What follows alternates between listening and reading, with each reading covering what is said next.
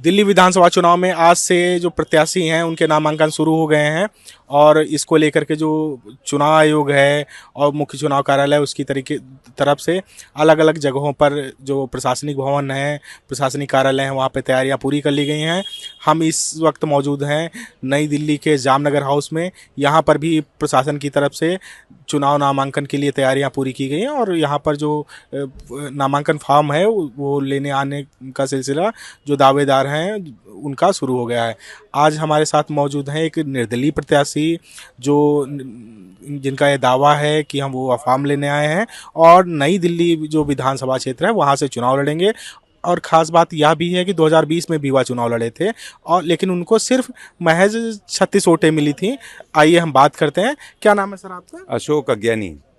आप नामांकन का फॉर्म लेने आए हैं? जी, मैं नई दिल्ली विधानसभा से नामांकन फॉर्म लेने आया हूँ और ये चुनाव में हम अपनी शिरकत करेंगे और अपना एजेंडा अपने जनता के बीच में रखेंगे और अपनी तकलीफ जनता के बीच में रखेंगे, क्योंकि जो केजरीवाल साहब हैं, मुख्यमंत्री जी हैं, इनके सामने हमें इसलिए लड़ना है कि इनसे सवाल पूछने हैं, इनसे हिसाब लेना है पिछले 10 साल का, कि जो इन्होंने कहा था जब सत्ता में आए थे कि दिल्ली के ठेकेदार का जो वर्कर हैं उनको पक्का करेंगे, ठेकेदारी ख़त्म करेंगे और सबको पक्के रोजगार देंगे, तो इन्होंने दिया नहीं। ठेकेदारी पे कोई भी अभी ना तो ये बात कर रहे हैं, ना इनके एजेंडे में है।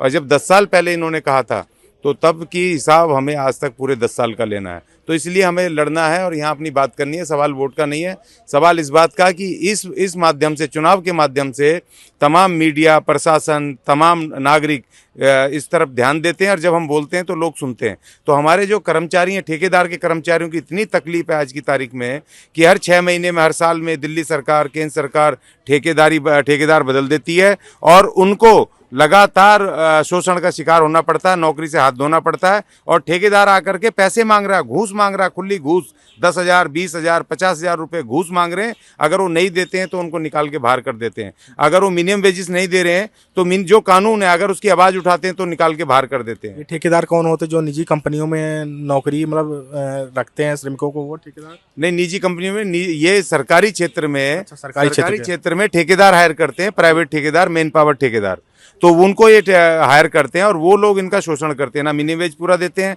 अच्छा, आजकल बैंक में भी तनख्वाह जाती है तो उनका वो एटीएम कार्ड रख लेते हैं और उसमें से पैसा निकाल के, उसमें डाल के निकाल के और उनको 4-5 हज़ार रुपये कम देते हैं और उनका ना पीएफ है, ना ईएसआई है, ना कोई सुविधाएं नहीं है।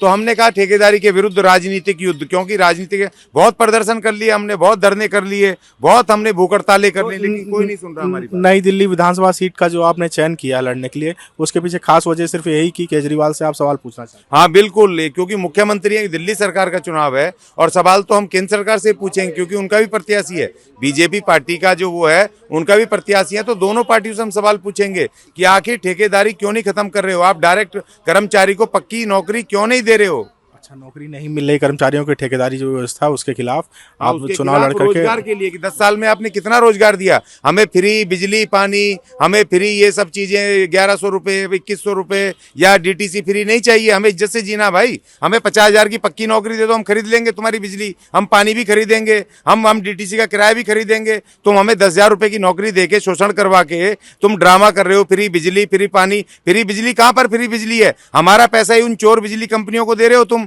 जिन चोर बिजली कंपनियों को बताते थे तुम शीला दीक्षित चोर है, तुम बोलते थे, और आज तुम उन्हीं बिजली कंपनियों को सब्सिडी दे रहे हो। हमारा पैसा फ्री कहां पर है?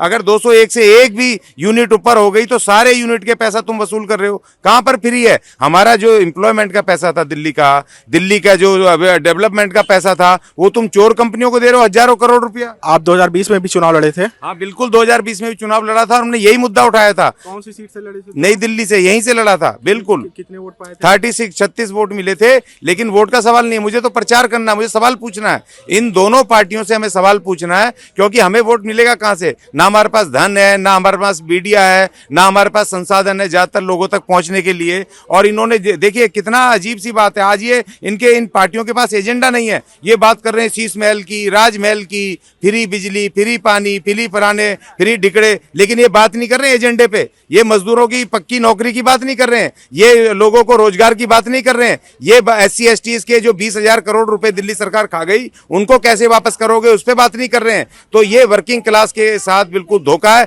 ये रेहड़ी पटरी वालों की बात नहीं कर रहे हैं जिनका 2014 का कानून बन गया रेगुलाइज करके उनको पक्की दुकानें देनी है, तो मेहनत करने वालों की बातें नहीं कर रहे हैं। तो इसीलिए आज ये हवा हवाई दिखा रहे हैं, अरे भैया तुमने शीश महल राजमहल बना लिए तो उससे मेरा क्या, मुझे मेरी नौकरी दे दो, मेरा काम दे दो, मुझे इज्जत से जीना है, अपने बच्चों को एसी लगाना है, अपने बच्चों को मनाली भी ले जाना है, कुल्लू भी ले जाना है। ये फ्री बिजली पानी से मैं अपने बच्चों को कुल्लू मनाली ले जा पाऊंगा, घर खरीद पाऊंगा, उनके ब्याह शादी करवा पाऊंगा। तो इसलिए हम अपनी आवाज चिल्ला चिल्ला के बोलेंगे और ये जो तीनों पार्टियां हैं इनको हम बेनकाब करेंगे। जी जी। आप नामांकन कब करेंगे? आज फॉर्म ले जाएंगे जो? जी 13 या 14 तारीख को नामांकन करेंगे, क्योंकि अभी पर्चा लेके जाएंगे। हमारा पूरा ग्रुप, कम से कम 25 हमारे कैंडिडेट लड़ रहे हैं पूरी दिल्ली में, अलग अलग इलाकों में, और इन सबसे सवाल पूछेंगे। हमारा अलायंस कौन सा है आपका? Indian Delhi democratic alliance, team DDA, ये हमारा अलायंस है। और इस अलायंस में पॉलिटिकल नहीं है कोई पार्टी, इसमें सब समाज के वो तबके, जो छोटे छोटे सोशल संगठन, ट्रेड यूनियंस जो काम कर रही हैं, जो जागरूक जो लोग हैं, जो इंडिपेंडेंट लोग हैं, वो लड़ रहे हैं इसके अंदर अलायंस करके, और इन तीनों पार्टियों के विरुद्ध लड़ रहे हैं। और ये अधिकार हमें बाबा साहब डॉक्टर भीमराव अंबेडकर ने दिया, भारत का महान संविधान देता है। हमारी जो पॉलिटिकल पार्टी है भारत का संविधान है, हमारे राष्ट्रीय अध्यक्ष बाबा साहब डॉक्टर भीमराव अंबेडकर है, जो आजाद लड़ने का हमें उन्होंने टिकट साइन करके गए हुए हैं। अमर उजाला से बात करने के लिए आपका बहुत बहुत धन्यवाद। और जामनगर से मैं योगेश तिवारी। अमर उजाला जीवांजलि के सारथी की मदद लें और महाकुंभ में स्नान जरूर करें।